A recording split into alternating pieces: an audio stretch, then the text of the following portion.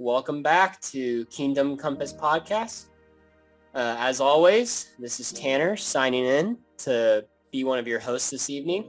I say this evening because that's when we're actually recording this. Actually, it's way past evening. It's 10 o'clock at night, but we're still drinking our coffee, plugging through, and joining me today on the pod is Alex. Welcome Hello, back. everyone. Alex, do you want to explain how you made your coffee this evening to get through this podcast? You know, so Ninja makes a really nice coffee maker. It's very expensive. $150. It's very nice and very cool, and you can make all kinds of stuff with it. Correct. Well, anyway, this evening, I was like, oh, I don't have any milk. I have to go to the store later. That's great. Well, anyway, I had to put sugar in my coffee, which I never do because, I don't. Like, why would you do that to coffee? No. Anyway.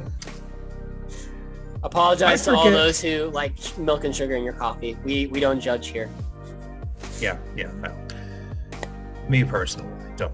But anyway, I was saying I need to put something in it because otherwise it would be too hot. Well, I forget that there is a cold brew option on my fancy coffee maker. So let's get this started. Physics. I let physics room do the temperature do my cooling. Forget the fancy coffee maker. No, that's how you know you're a real passionate coffee person, is when you let nature cool your coffee. Yeah, you let it sit out. Don't turn the burner on. Just leave it. Just let it get weak lukewarm. old coffee. Yeah, cold. Nice and lukewarm. That's how we like it. That's how we drink it Absolutely. Here at Kingdom Compass. Oh man, that was probably the weirdest intro I think we've done, but shows you what kind of mental state we're in, maybe, which is great because we're going to be going over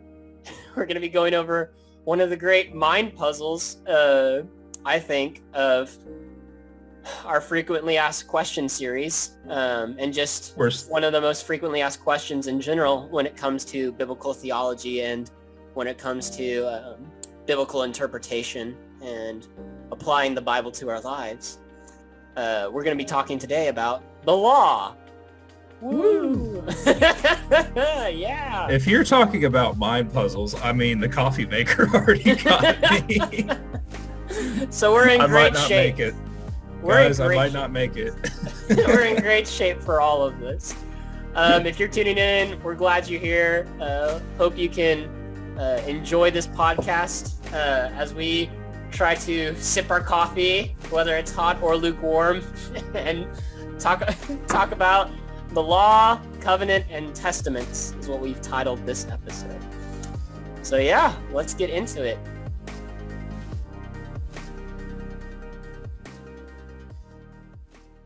The first part that I think we were wanting to kind of address is what even is the law when we're reading the Bible? What is the law? It's something that gets referenced a lot throughout the Old Testament and even in the New Testament and the Pauline epistles, and not even just in Paul's letters, but just all the letters in general. At some point or another, whether they directly or indirectly reference it, are talking about the law of the Hebrew Scriptures.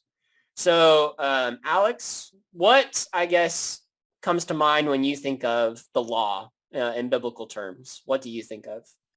I think of the Torah and the original 10 Commandments and mostly like a code of conduct, especially because I've been to Israel. You know how they have a specific set of guidelines they follow and they can't go outside of that. Yeah. It's interesting that you actually started out with Torah, because that's actually where we get our English equivalent law. That's where we get our word law from, is from the Hebrew word Torah. That's what we commonly translate into law in our English translation. So it's interesting that you say that. But what's also interesting is your perception, I feel like, has oftentimes been a lot of people's, including my own, for a long time, is my perception, is like when I think of the law or the Torah, I think of the first 5 books of the Bible, Genesis, Exodus, Leviticus, Numbers, Deuteronomy. I think of, in particular, Leviticus, where we get all the commands, right? All the commands pertaining to the priesthood and pertaining to the conduct that Israel was supposed to have as a nation. So yeah, I definitely think that's the common perception that we're coming from, a lot of us. Like I said, I know it was my own perception for quite a while. It wasn't until I began to go through the biblical studies program that I was a part of at the university I went to, that my perspective really began to change on it. So the word Torah has actually a very different etymological meaning than our modern sense of the English word law. Like we said a second ago, that is how we translate the word Torah, the Hebrew word Torah in English. We often translate it as law, but actually it has a bit of a different meaning, etymologically speaking. Not only that, but the composition and formulation of these texts we call Torah is different than how we formulate our modern law texts. So that's going to be kind of what we're talking about first off. So I have it in the notes here. Alex, do you want to read our Torah definition? Right. So Torah, instruction or direction, a set of teaching to be followed. Yes. So that is like the most accurate translation that could be done of the word Torah, instruction or direction, or a set of teaching that can be followed. This word captures a more holistic meaning, though, than just judicial law codes to be followed. And we know that because of a couple different things. I guess to break it down from what we talked about so far. First part is we're just talking about what even is the law. When we come to it, when we come to the Bible and we hear about this word, the law, all the time, what even is that? And like Alex and I said already, we often think of it in the Ten Commandments, in the book of Leviticus. We think about it in this sense of it's a code of conduct, a bunch of judicial codes that we follow. But the actual word law comes from the Hebrew Torah, an instruction or set of directions. But even there, that captures the word Torah is a little bit more holistic.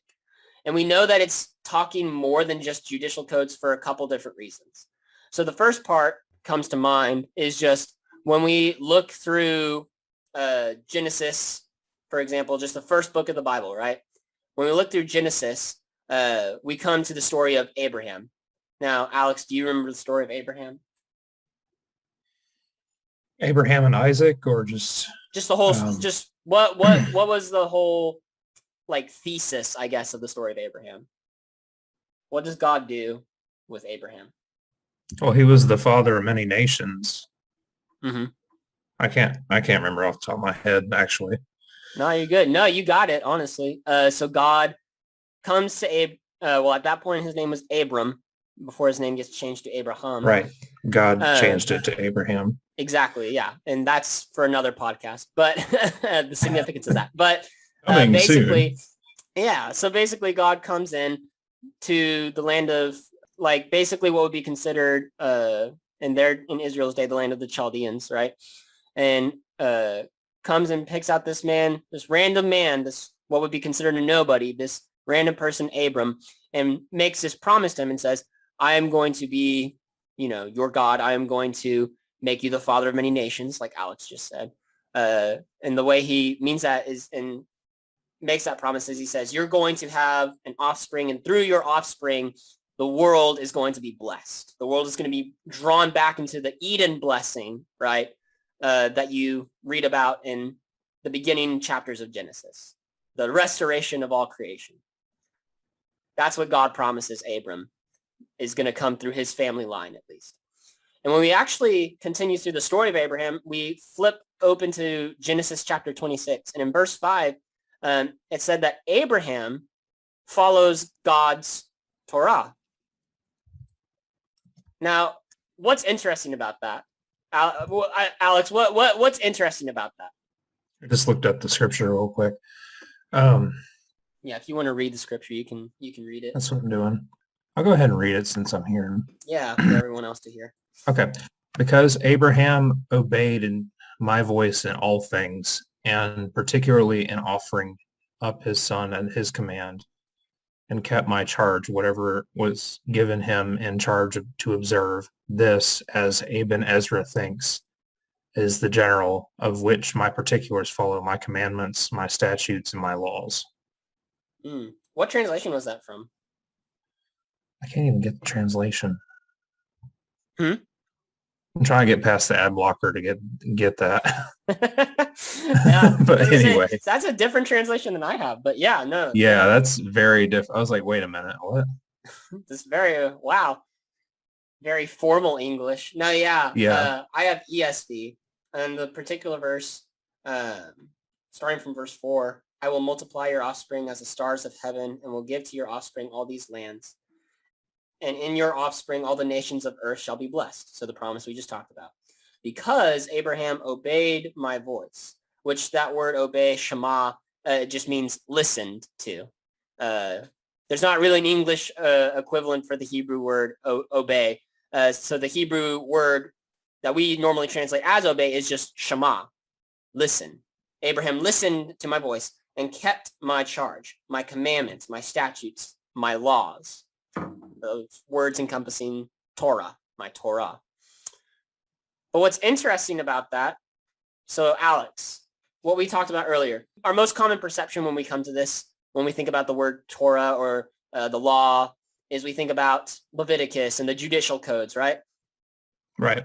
But here's the thing. These principles that we think of that come from texts like Leviticus, they weren't even formed yet, at least at that point in the story, right? Obviously, the composition of the text is formed, throughout generations and later on from what would have been present-day Israelites looking back on the story.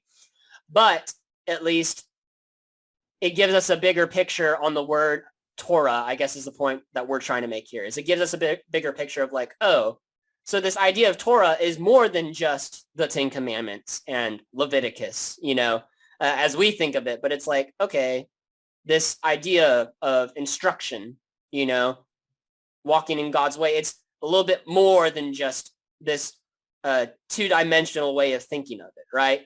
So that's one way that we can understand that Torah is a little bit more than the parameters we've usually thought about it in. And we know that it isn't just a bit of judicial codes as we think of it today, also because the ancient Near East, basically their sense of law was a lot different than our modern sense of law. Now, this is going to be kind of a little brain buzzer, I guess. But a lot of this material, I actually will put out a shameless plug. Y'all should definitely check out the Bible Project. They have their podcast series that talks about the law as well. They also have lots of great videos and lots of great resources to plug into online. So I always recommend checking them out. But this is part of a combination of my university studies and their class that I took, their podcasts that I listened to, helped inform me on this perspective as well. So like we said, we're kind of starting to branch out from how we normally think of Torah as a set of judicial codes, right? Into this broader, I don't necessarily want to say broader sense, but this more holistic sense, right? Of what this word actually is trying to convey in the Hebrew scriptures. And a lot of that plays into the way that we think of law is a lot different than how the ancient world thought of law.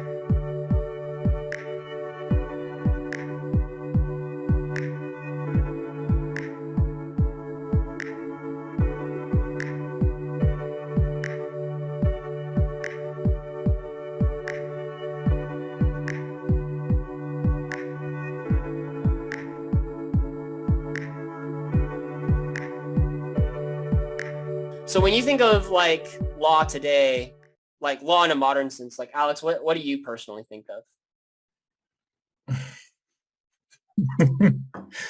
Lawyers. Yeah. Enough said. Lawyers. Yeah. Courtroom scenarios. Courtrooms. It's interesting that you say due that. process. I don't think fondly of it, but that's kind of what I think of. Yeah, that's that when you hear law and think of it in a modern context, that's what you think of. Yeah, totally. It's actually funny because I was driving to get to work one day, and there's this bench that's like at a bus stop, basically. And some of these bus stop benches, I don't know if you have these where you live, listeners, but they'll have like little phrases painted on them or whatever. Sometimes like little advertisements. And this one, it's really weird because it doesn't like have like anything tied to it. It doesn't say anything like, oh, come call us at this church or whatever. But literally the bench, it just says, Jesus once talked to a lawyer about salvation. It was really weird. I was really confused. Whenever I saw that, I was like really confused. I was like, okay, what's the point of that? And the story that they're pulling from, actually, that's not what a lawyer was. A lawyer back in that time was like a scribe who was well trained in the Torah and learning the Hebrew scriptures. They're Bible words, basically. I'm just thinking you could put like an advertisement for your business. You could put an advertisement you could say literally anything on a bench. And then it's like, that's what they pick. It's like it's like their conception of lawyers is so like crummy that they just put that on there. Well, Jesus talked to lawyers. So like, there's hope for all of us, right? It's like, okay, taking that a little out of context. Yeah. But anyway, I feel like that hopefully can maybe drive home a little bit of the point is how we think of law, right? Courtroom settings, lawyers, all these things is a lot different than the ancient Near East. Not that they didn't have what we might think of as like courtrooms or like judicial hearings and stuff like that. But the way that they practiced law was a lot different. So how we just described our modern context of law, that usually gets defined as statutory law, right? You live by these exact statutes to a T, right? So if like a judge were to come into a courtroom, what would they do? Well, generally all rise and they go with the proceedings and they hear the case and such and such and such. Yeah. And then how would they make their decision, right, on how to sentence that person? What would they go by? The verdict of the jury, and then the law itself, like the penal codes and such and such. Exactly. Yeah. So they go by the book, right? Of course, like at least in the United States, where we are recording from, there is like due process and all that things, theoretically. But that's a rabbit trail we shouldn't touch on this podcast. We won't. No. But there normally is due process in these things, and the judge then makes the sentencing decision based on the penal codes, right? The book, right? They don't differ from that. They go by what they have been trained up to do, and that's statutory law. But what's different is in the ancient world, their practice of law is what's referred to as common law, right? So it's much more about applying these concepts and these codes to practical life, through practical wisdom.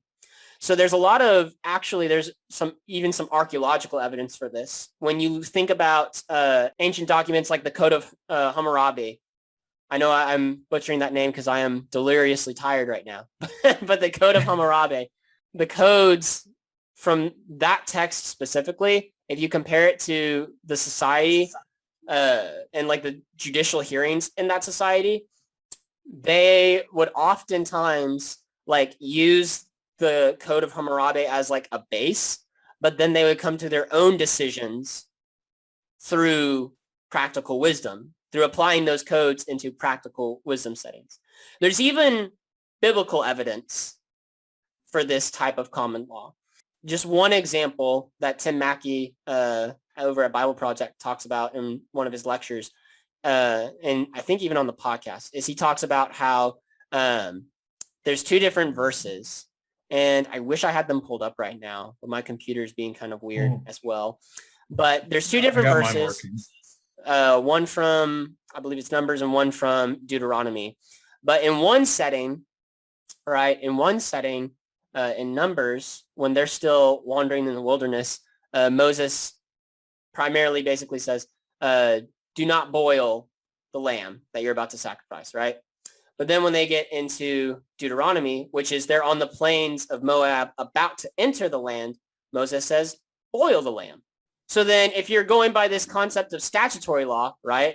I hope we're all tracking with this, but if you're going by the concept of our modern sense of statutory law, you'd be very confused in that moment. If you were the judge, right? You'd be very confused. You'd be like, which one is it? But they said to boil it, but not to boil it. But your head is spinning now. Yeah, you're like, right. Boil, don't boil. What do I do? And just like me and the coffee maker. Yeah, cold, hot, lukewarm. What do I do? Who knows? But basically, the point comes home to they didn't get so hung up on that, because what's going on there is they're practicing common law, where they're applying this idea of the sacrificial system based on the context that they're in, right? They're changing locations and they're getting ready to take the land, right? So that God is providing them. So it's about, the situation is changing. The substance remains, but the form morphs a little bit. Does that make sense? How we're addressing it? And there's other examples that we could probably try to give right now, if we need to. But that's the gist of the idea. And this goes back to the earlier point we're making. The word Torah, what we normally call law, or just translate simply as law, has a more holistic meaning than just our modern perception of the idea of law. It's communicating this idea of common law, where it's like your goal is to apply these principles, right? These principles that, in this case, that Yahweh, that God has given the people of Israel, applying those principles through the daily practice of practical wisdom and meditating on them, and then thinking about, okay, how do I apply this? Now, of course, there are different codes in there that have to do with the sacrificial system that vary, and like specifying, like, follow this. But even if we were to look at, let's say, the 10 Commandments, right? Let's look at that for a second. So, like, obviously, some of those are straightforward, right? Like, do not kill. That's a pretty straightforward one. Right. But then there's other, steal. Yeah, but then there's other ones of, like, honor thy father and mother, right? What does that look like, though? Well, it doesn't really specify. It just says, honor thy father and mother. Okay. Well, that's where, do you see what we're saying here? That's where this idea of common law differs from our sense of statutory law. We'd be lost if we were just trying to go by that alone and live by that statute on its own. It's like, okay, honor them. Okay. If we're thinking in the modern sense of honor, it's just like, okay, yeah, really talk them up, really talk about how great they are. But it's like, well, there's a little bit more to it than that. How can we practically live this commandment out, and that obviously was supposed to imbue the people of Israel with the sense of, okay, how do we apply these principles to our lives? Let's walk that out between us and God, right? Let's walk that out with God in our daily lives. So these codes, the Torah, this instruction, this set of teaching is meant to draw one closer into their walk with God, so that they can become people who are true image bearers of the divine. Maybe another example from a modern perspective would be this. Alex, let's say, for example, you have a 4-year, you have a child in the future, right? Okay. You have a child. They're, let's say, 4 years old, or 4 or 5 years old, and they were to come to you and they were to lie to you about something. What would you say to them? What's the principle you would teach in that moment? If they were to lie to you, what would be the principle that you would teach? Depends a lot on the context as well. That's another thing. Like, oh, I didn't take a cookie out of the jar, and yet I can go over there and see that the jar is empty, so to say, or something like that. I'd be a little more like, now, little Jimmy, it's okay. But if it's something like, I took insert name here, I took their thing and I didn't give it back, I'd be a little more like, well, why don't you give it back to Tommy or whatever. Yeah. It depends on how harsh I would be. It would depend on the context, even if they were 4 or 5 years old. True. But Yeah. in general, I would try to teach them you should avoid lying and be as honest as you can be always. Yeah. And that's the principle you want to communicate in that moment is, Right. well, no, lying isn't going to get us very far in life. That's going to put a lot of detriment on us. So we should be honest and tell the truth to people and to each other. Okay, that's a great principle to follow. But then what about the scenario where you have to lie to save someone's life? What then? So now you see the track we're operating on with this idea of practical wisdom, that the Torah was a set of instruction, a set of principles that were supposed to lead the people of Israel, the followers of God, into deeper relationship with them so they could figure out how do we apply these principles into our daily lives through practical wisdom, right? So these are just some examples we can talk about, to help us grasp the idea of the more holistic meaning of Torah and the idea that they're operating from, the ancient people of Israel, they're operating from common law, not statutory law like we do in our modern courtroom settings. The last thing that we can look at to kind of give us a better picture of what this word Torah is talking about, the Torah is primarily a narrative story. While moral and societal codes are definitely given at different points throughout, the Torah is considered in rabbinic and Jewish literature to be comprised of the first 5 books in the Hebrew Bible. At the very least, those first 5 books, right?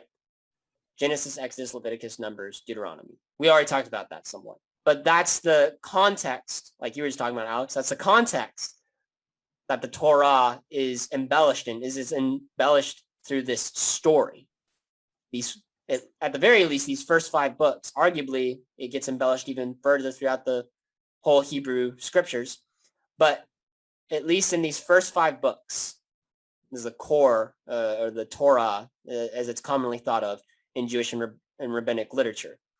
They're primarily, Genesis through Deuteronomy is primarily one major narrative story. And it pauses at different points to give commentary and moral codes as the story progresses. So what's the point of that? Why is it significant? That might be what some of y'all listening might be thinking right now. Why is that significant? Well, we see that the Bible in modernity has often been treated as, shall we say, maybe like a moral handbook, right?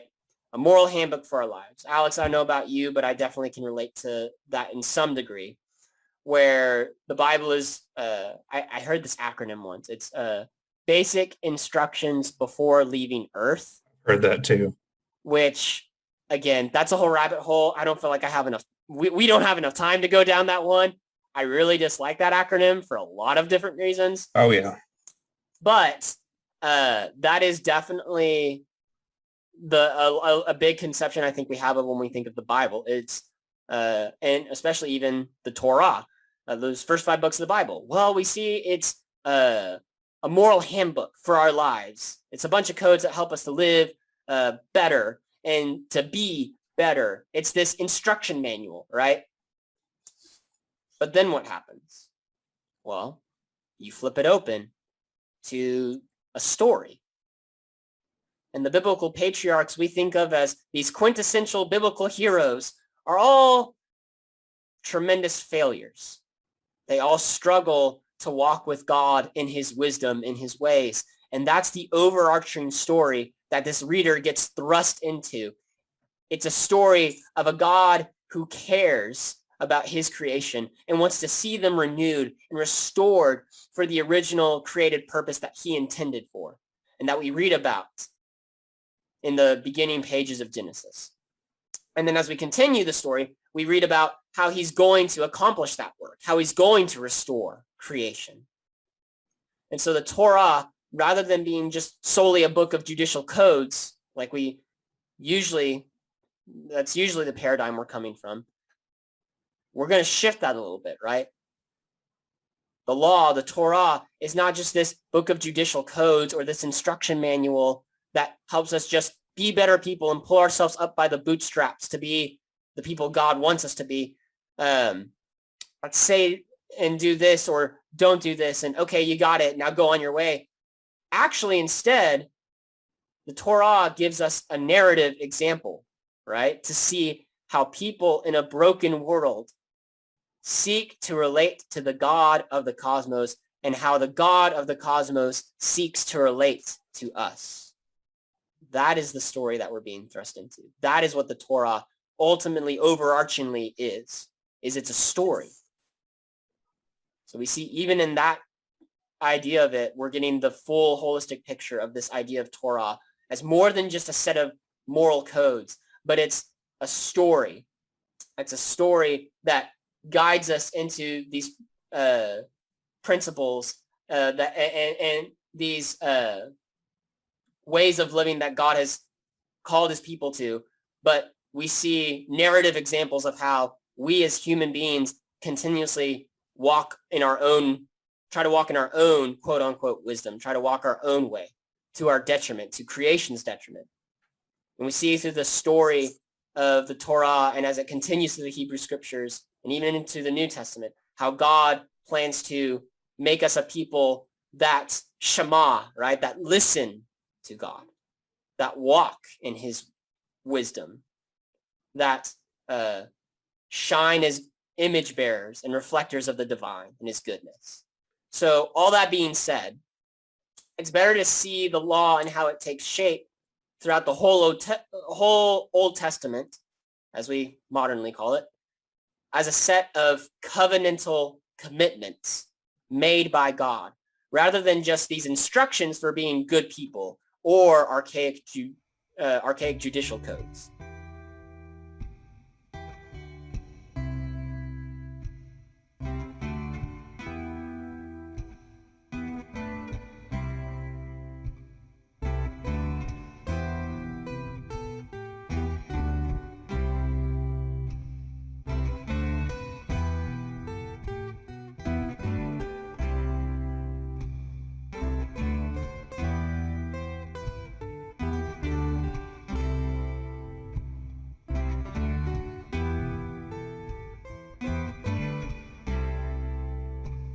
But that leads us into the second question we kind of wanted to get into today. How do we relate to the law and Old Testament as a whole? So, Alex, we can pause here for a second. I don't know how you feel about it, but I know, once again, I feel like this has shifted for me as I've grown in my studies personally. But over the years, when I first started really following Christ, I feel like reading the Old Testament was insanely difficult. And to this day, it still can be. Not gonna sugarcoat it. It still can be very difficult at times. I mean, what has your experience been with reading the Old Testament been like? So the Old Testament, especially if you talk to people of different religions, is a huge, huge thorn in our side. Huge. Like they'll take like stuff out of context. They'll talk about how Noah's Ark wiped out the entire earth. Well, if a God loves us, why would he wipe out the entire earth? Or on and on and on. Or the stories of Joshua and war between Israel and different countries. And they'd be like, well, if God was really a peaceful God, but they don't understand this concept of covenant rather than, and it kind of ties back into what you were saying, the basic instructions before leaving Earth. Yes, that's a rabbit hole we can go into, but the moral of the story in this case is that people are looking for, okay, in order to have good God-like life, do this, and this. When really it's keep your commandments. That's what Jesus tells us in the New Testament. I know it's New Testament, but it's applicable to the Torah.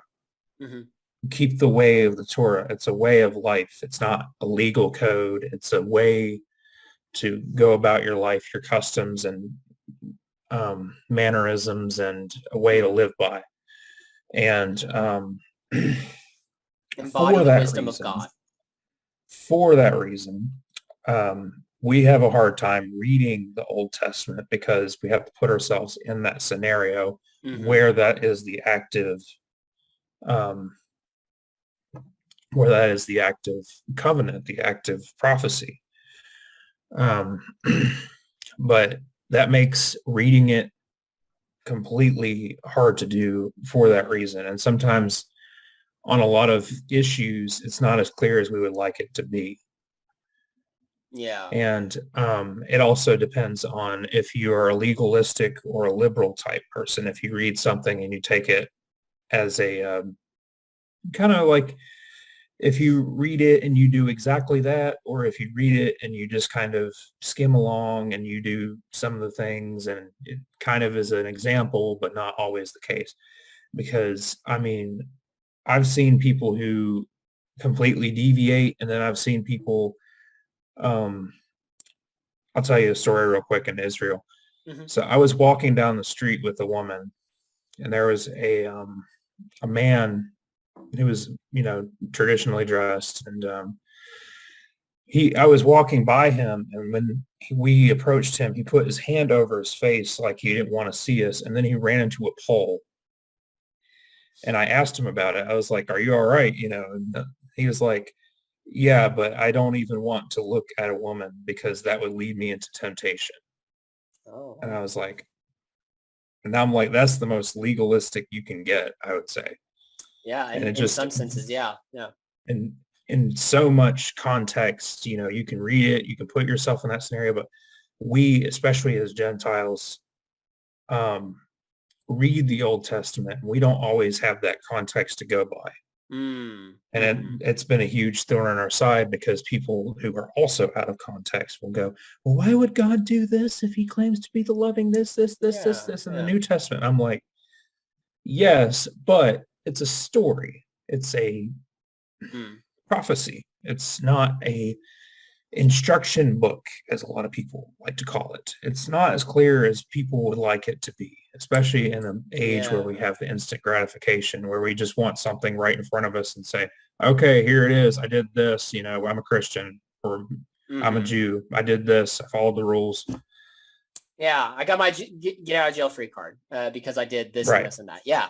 No, yeah. And I think that's, I definitely vibe with everything you just said, because I think the way you put it sums it up really well, that there's a context, a cultural context that we are not operating from, because whether we like it or not, while these scriptures that we have now, I believe, as N.T. Wright likes to put it, I believe they're in the form that God intended for us to have them in, and that he worked through humanity to produce them.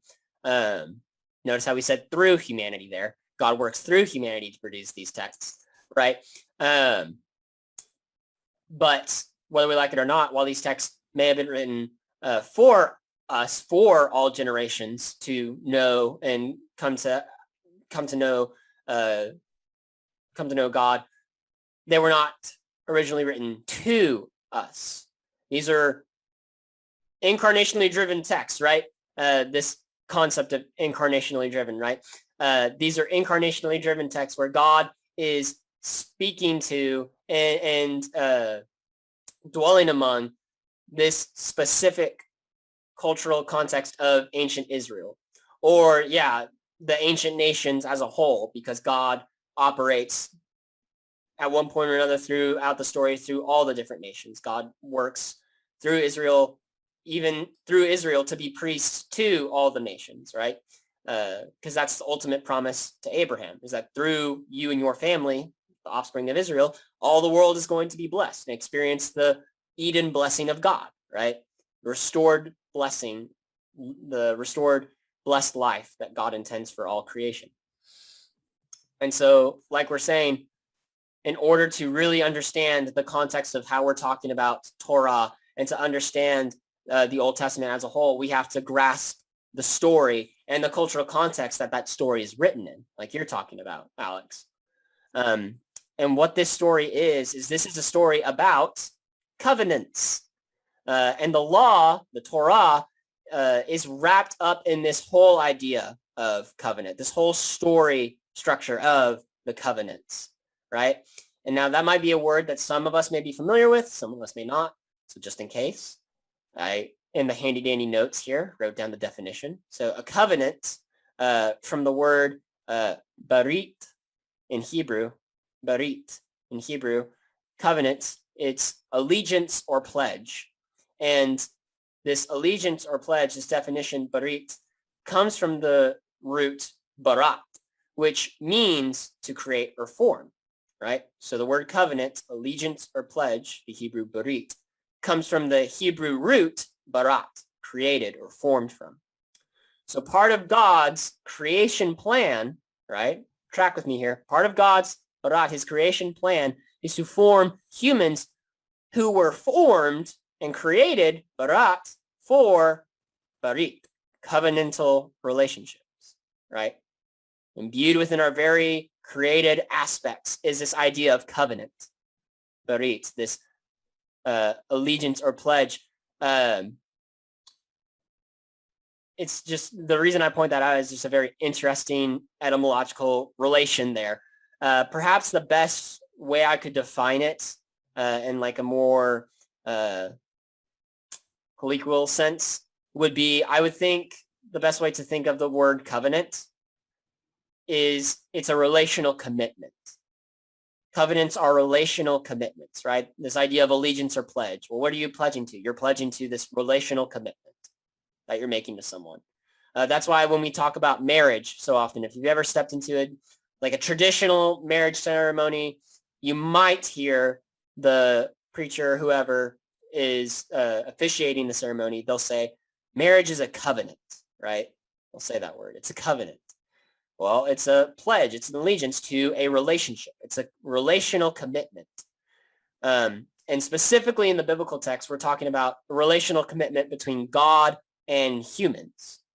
And of course, that will translate out to humans making covenants with each other as well. But specifically, it originates from this idea of God making covenants, relational commitments between himself and humans. And this idea of covenant actually starts from the very beginning of the Bible. Chapter 1, right, of Genesis, chapter 1, first book of the Bible. This goes back to our What Are We Here For podcast, if you want to go look back at that.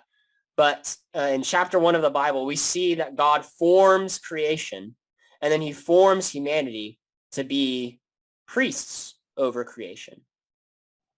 This idea of being priests of creation is wrapped up in the idea of it stems from a covenantal relationship with God. And this is the first concept, therefore, of covenant that we see, right? God makes a covenantal relationship, a relational commitment to these humans, right? That he's going to partner with them, right? And they're going to partner with him to rule over creation, to be stewards of creation, to harness all the good potential that it has to offer, right? Unfortunately, we see that humanity decides to turn its back on God and try to go their own way to finding good and evil for themselves. And this leads to God's good world being plunged into chaos. But then what happens, right? Well, we see that Yahweh is committed to his creation. He desires to keep covenant, his relational commitment to humanity and to creation as a whole. So instead of just simply abandoning us and the whole Eden project, right? He decides he is going to pursue redemption for us and the created order so that the Eden blessing can be renewed to all creation, right? We've already kind of touched on this in our previous episodes and in this episode alone, right? We've already been kind of touching on this whole thematic storyline. And this pursuit of restoration plays out through the making of even more covenants, right? The making of more covenants. We already talked about the covenant with Abraham, right? But Alex, just off the top of your head, can you think of any other covenants that God makes with specific people in the storyline of, well, we'll just focus on the Old Testament for now. Storyline of the Old Testament. We mentioned Abram earlier, and he told Abram, I will make your descendants as numerous as the stars in the sky. Mm-hmm. Who are some other And people? Moses is another notable example, Yes. um, delivering them to the promised land, the land of Canaan, out Mm-hmm. of Egypt.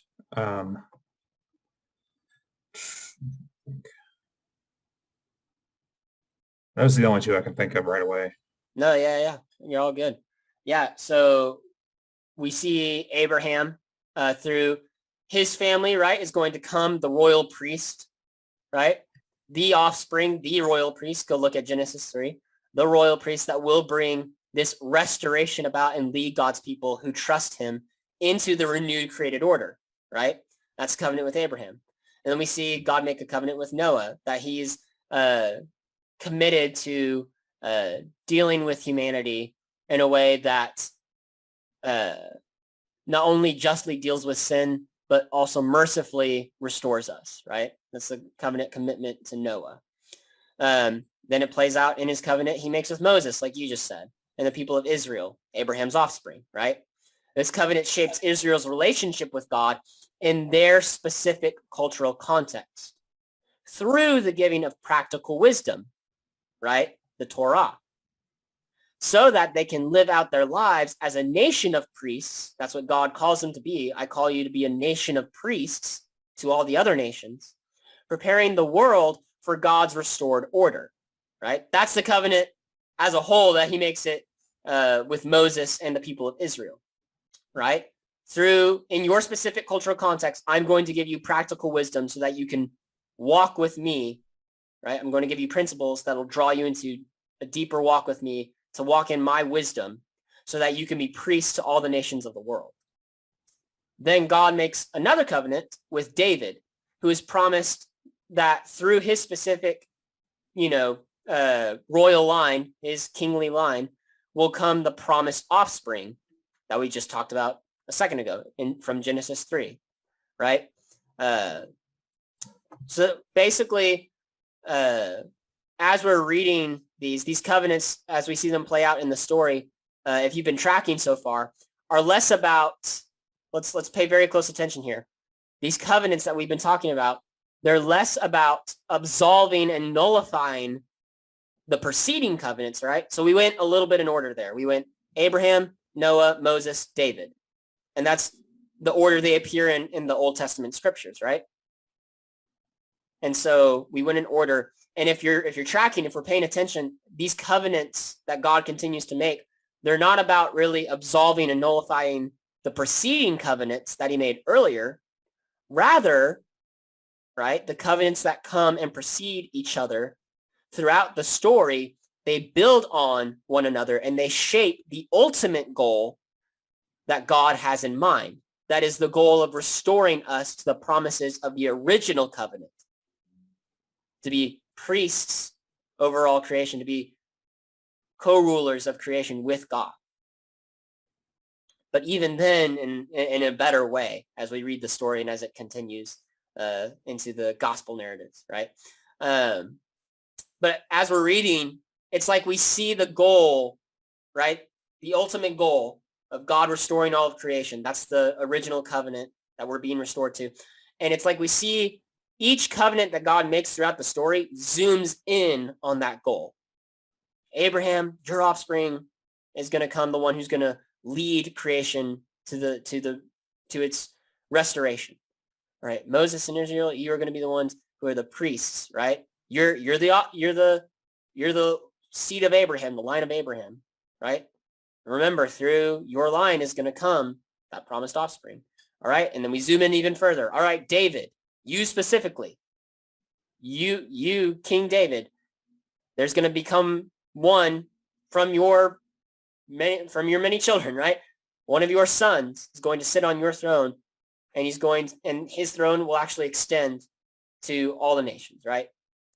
He will bring through him, all the nations will be blessed, right? So we're seeing the ultimate goal of restored creation through this promised Messiah figure. And we're seeing these covenants zoom in closer and closer so that we can keep in mind the overarching goal. Does that make sense, what we're saying? Alex, you got feedback? Does that make sense? Following. I'm Still following.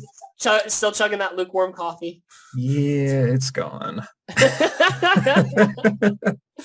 We're almost there. We got it. Um, But but I am following. I good. hope it makes sense to our listeners as well. But Yeah, hopefully um, y'all can follow. If not, definitely feel free to rewind, or like I said, drop our email in the link. So definitely so feel free to email character us. redemption arc, Bible edition. Yes. Yes. Exactly. Yes. And this brings us to the covenant that God makes with us through Jesus Christ, right? So we've been tracking this whole time. And this brings us to the covenant that God makes with us through Jesus Christ into the story, right? So we see how we relate, therefore, to the Torah and the Old Testament as a whole, I think best through this covenant model, this covenant story model that we've been talking about. Because not only do we see the wisdom, love, and power of God displayed throughout the story of the scriptures, we also see the way he fulfills his relational promises and commitments ultimately through Jesus, right? It's not that Jesus, in making this, as we often call it, this new covenant with us, absolves and nullifies the old covenant in the sense that, oh, well, that's the Old Testament. We don't need to worry about that anymore. Just throw that away. Yeah, just throw away 75% of the canon. Doesn't matter. We don't need that anymore. It's like, no. We're part of this overarching story of how God seeks to restore creation and the covenantal commitments he's made to get us there, right? So this new covenant that Jesus is making actually fulfills the anticipations of all the preceding covenants that God made throughout this story. Does that make sense? Isaiah 53, cough, cough. Yes, Isaiah. The book of Isaiah as a whole, cough, cough. Especially 53. Especially 53, yes. But definitely, yeah, we just see how the story through this covenant model progresses. And then by observing it through that model, I think it helps us relate to the Old Testament, the Hebrew scriptures a whole lot better, and the Torah a whole lot better. Because we're seeing that Jesus is the summation of this work, right? That of God's restorative work. And in order to really grasp the full weight and gravitas of that, we have to know the story that we're a part of, know the story that we've jumped into. We're not just going to open the book and skip to the last chapter. You know, that'd be cheating. that'd be cheating.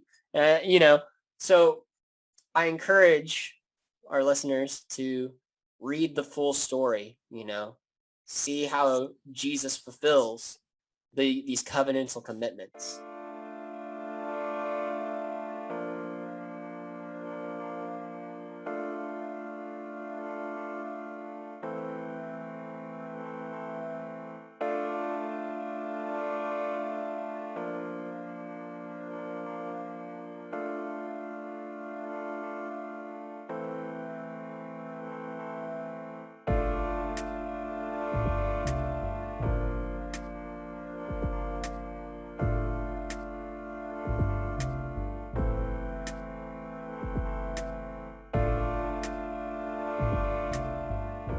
So then that leads to the final movement of this podcast episode that we're talking about.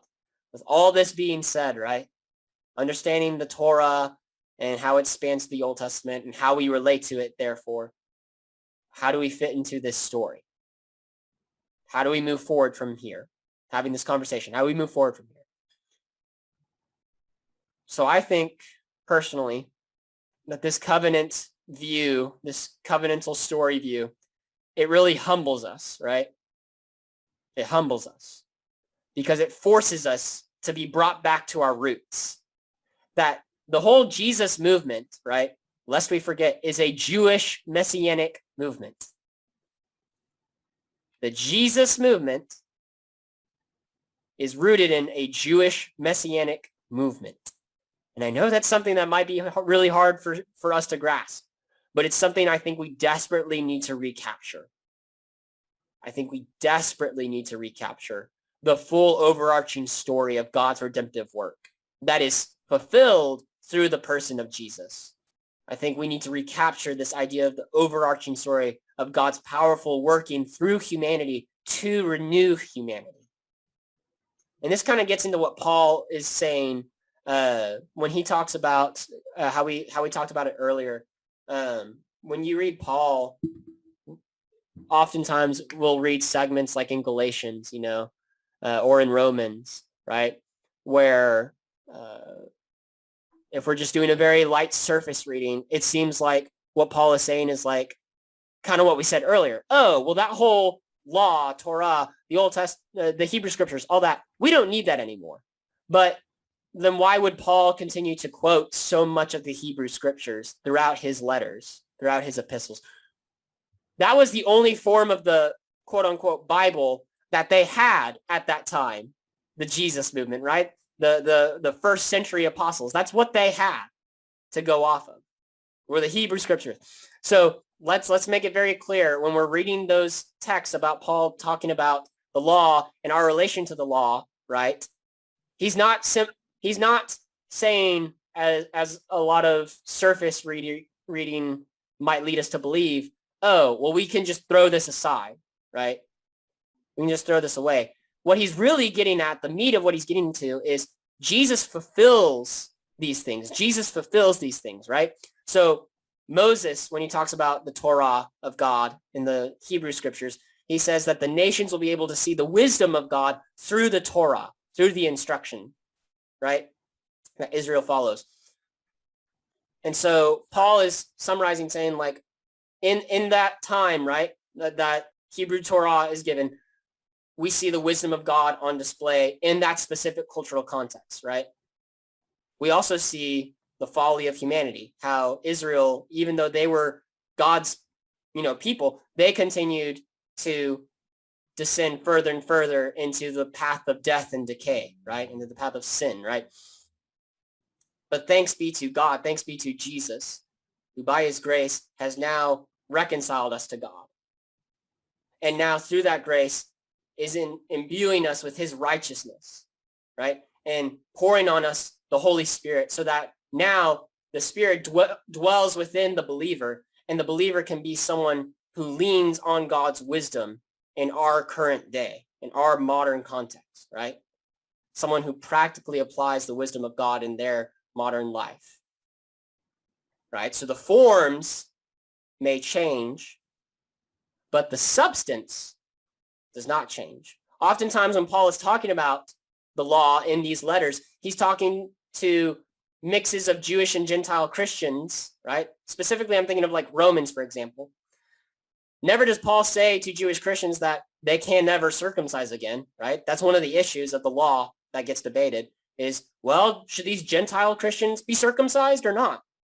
And Paul says, if that's what you're basing their salvation on, then no. Like Paul never says that Jewish Christians can't circumcise their offspring anymore.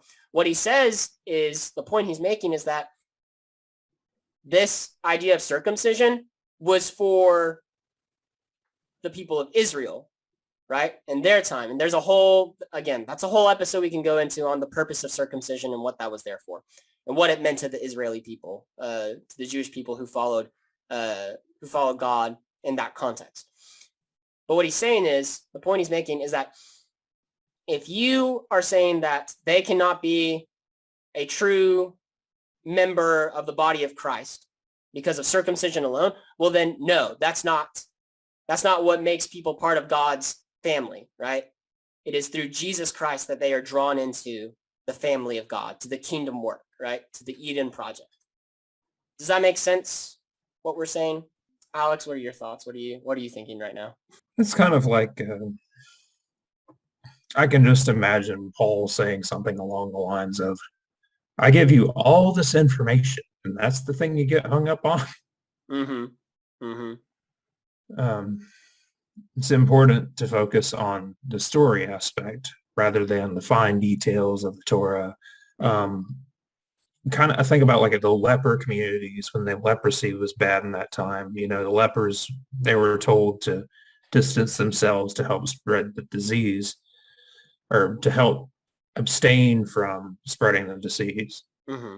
And they were told to wash themselves regularly, and they were told to do this, and the clean and unclean to avoid, trichinosis, like with pork, or unclean foods that are they couldn't eat at that time because of um, they were told these things, even though they weren't aware that it was for their benefit. Mm-hmm. And it made sense for the time. It was Yes. the context is for the time. And a lot of people like to get hung up on the details of that period when the important thing is, the prophecy itself, rather than imitating Old Testament law. That was for Israel, ancient Israel. Mm. That was for the Jewish people. That wasn't for anyone of the modern day. It Yeah. was designated for that group. While it's important to understand the old law, I definitely would say, yes, you need to read the old law because there's so many examples or something. Like you don't throw away the history books. You learn from history. Well, and I will say that a lot of these things do overlap with our modern walk with Christ. A lot of these ideas, Right. like for example, a lot of people like to throw in the Ten Commandments all the time, right? A lot of these ideas are overlapping ideas because the substance of God's wisdom is unchanging. It always is consistent, right? But the Right. forms, the particular practice, like for example, we don't for the believer in Christ, they don't sacrifice a lamb or a ram or a bull as a sin offering anymore because Jesus Christ, right? Jesus the Messiah has now has been our sacrificial offering in our place, right? Once and for all, right? His life has equated for all human lives, right? So that's just one example we can pull from. But essentially, I think what we realize through all this is just exactly how Jesus fulfills the ultimate goal that God is striving for through these covenants, right? So for example, like we just talked about with the sacrifices, Jesus becomes the ultimate sacrifice. And now through that, we see that the Spirit, right, through the promises of Jesus, right, this covenant that Jesus makes with us now, for those who are wondering, how do we fit into the story now? Well, through the covenant of Jesus, right, his promise, one of the biggest promises, is that the Holy Spirit is going to dwell within the believer, and it's going to help us to live out God's wisdom in our day, just as our ancestors, right, just as our ancestors tried to but never fully could before. Because now, through the mediated life of the resurrected Messiah, the Spirit is transforming and renewing our hearts and minds by his personal indwelling. That's one of the biggest promises throughout even the Old Testament scriptures is, I think of like Ezekiel, for example, where God says, these people are unable to follow me because their hearts are hearts of stone. We need a new humanity, a resurrected humanity, a transformed humanity that can be receptive to the wisdom of God. So God's promise is, I'm going to give them a new heart, a new mind to follow my wisdom, to walk in ways that bring life and produce goodness rather than death and decay. And that's the promise that Jesus fulfills, right? To help us understand how do we fit into the story and relate to these covenants and how Jesus's covenant with us relates to all of these and fulfills all of these, right? That's how we, in our time, fit into the story. So we can look back and see the wisdom of God working throughout history, right? Throughout the scriptures and the story of Scripture. And then what that means for us now is, okay, now he has ultimately fulfilled this story of redemption through the person of Jesus. Now, what does that look like for me? Well, now, as a believer, I get to participate in God's kingdom project, his God's family. I get to be, as Paul talks about it, adoption as sons and daughters into God's kingdom family, right?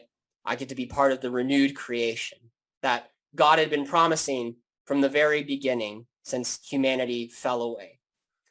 And what does that look like? It looks like walking, letting the Spirit transform my heart and my mind by allowing the Spirit to graciously help me to walk and lean into the wisdom of God for my day, for my time, as I'm walking. The substance is the same, right, of God's wisdom. Even if the forms may look different, right, in some ways, the substance of God's wisdom is the same. Jesus is the same yesterday, today, and forever, right? And so I hope this all hopefully made sense, this whole podcast episode. I hope we could all track with it. I know it was a lot of heavy topics, a lot of meat to digest, and we could probably do a whole another episode on it if we wanted later in the future. But as just a skimming over everything, what is the law? How do we relate to it in the Old Testament? And what does that mean for us now? Hopefully we gave you guys some things to think about, for all you listeners out there. And we really hope that this can bless you and grow you and stretch you in your walk with Christ. I know these conversations have helped me continue to grow, and Alex, I hope they've helped you as well. Thank you for being a part of them, being a part of these conversations. My pleasure. I learned so many things from this. There's a lot of things that are unclear to me as well, and I hope it's the same for the listeners here. Yeah. Well, thank y'all for listening and for joining in with us today. We'll see you next time on Kingdom Compass Podcast. Hope you all stay blessed. Bye, y'all. Bye.